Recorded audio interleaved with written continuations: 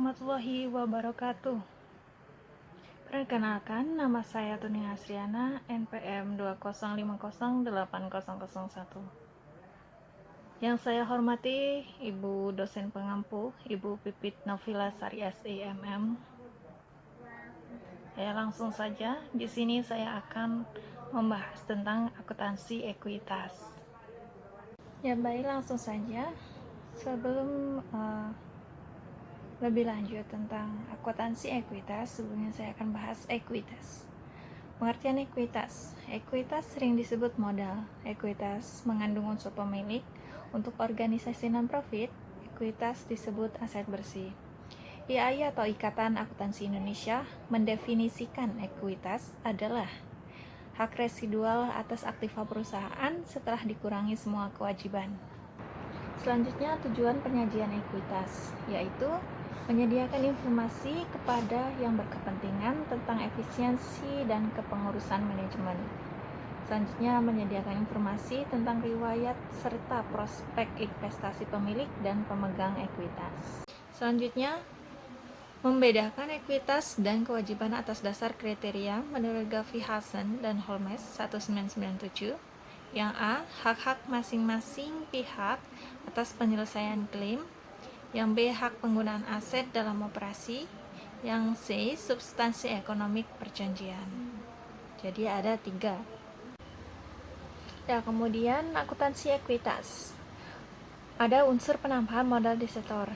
Akun tambahan modal desetor terdiri dari berbagai macam unsur penambahan modal, seperti agio saham, tambahan modal dari perolehan kembali saham dengan harga yang lebih rendah daripada jumlah yang diterima pada saat pengeluaran, tambahan modal dari penjualan saham yang diperoleh kembali dengan harga di atas jumlah yang dibayarkan pada saat perolehannya, tambahan modal dari perbedaan kurs modal desetor, dan lain sebagainya. Akun tambahan modal desetor tidak boleh didebit atau dikredit dengan pos laba rugi usaha maupun laba rugi luar biasa. Selanjutnya, penebusan atau penarikan kembali modal saham, cost method. Jika perusahaan memperoleh kembali saham yang telah dikeluarkan, selisih antara jumlah yang dibayarkan pada saat perolehan kembali dengan jumlah yang diterima pada saat pengeluaran saham tidak diakui sebagai laba atau rugi perusahaan. Dengan cost method, saham yang diperoleh kembali dicatat sebesar harga perolehan kembali dan disajikan sebagai pengurangan atas jumlah modal. Dan selanjutnya, perolehan kembali saham beredar dengan par value method. Metode nilai nominal atau par value method lazimnya digunakan dalam hal saham yang diperoleh kembali tersebut akan dikeluarkan lagi di kemudian hari. Dengan metode ini, saham yang diperoleh kembali dicatat sebesar nilai nominal saham yang bersangkutan dan disajikan sebagai pengurang akun modal saham. Apabila saham yang diperoleh kembali tersebut semula dikeluarkan dengan harga di atas pari, akun agio saham akan didebit dengan agio saham yang bersangkutan. Dalam hal jumlah yang dibayarkan lebih besar daripada jumlah yang diterima pada saat pengeluarannya, selisih tersebut dilakukan dengan mendebit akun saldo laba. Kemudian sebaliknya, apabila jumlah yang dibayarkan lebih kecil, selisihnya dianggap sebagai unsur penambah modal dan dibukukan dengan mengkredit akun tambahan modal dari perolehan kembali saham. Metode ini lazimnya digunakan bila perolehan kembali dilakukan dalam rangka penarikan saham. Berikut ini adalah contoh PT ABS Statement laba rugi untuk tahun berakhir 31 Desember 2000X.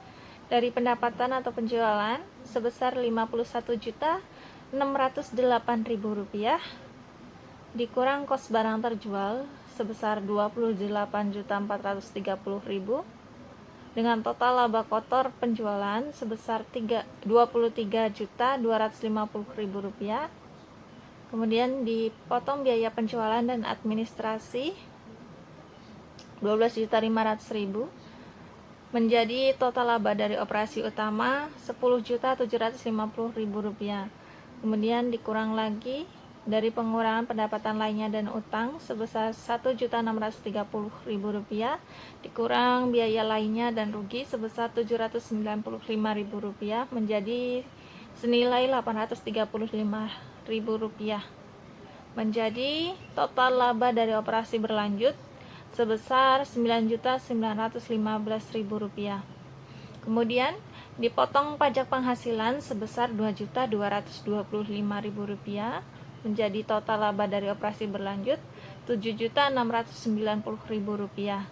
Kemudian dipotong lagi operasi hentian setelah pajak Rp290.000.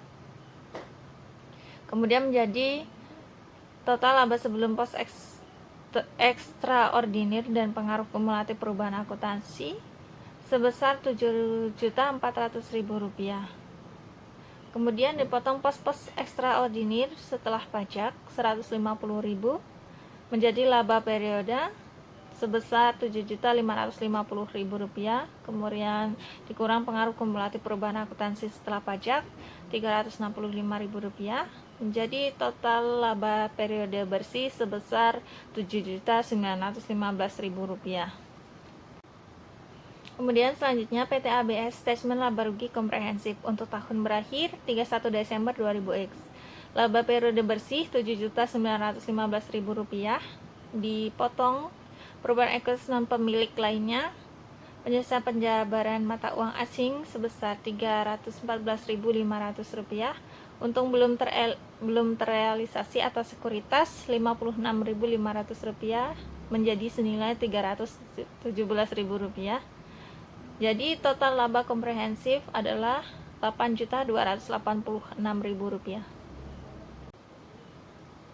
Ya, sampai di sini dulu pembahasan tentang akuntansi ekuitas. Saya ucapkan banyak terima kasih. Wassalamualaikum warahmatullahi wabarakatuh.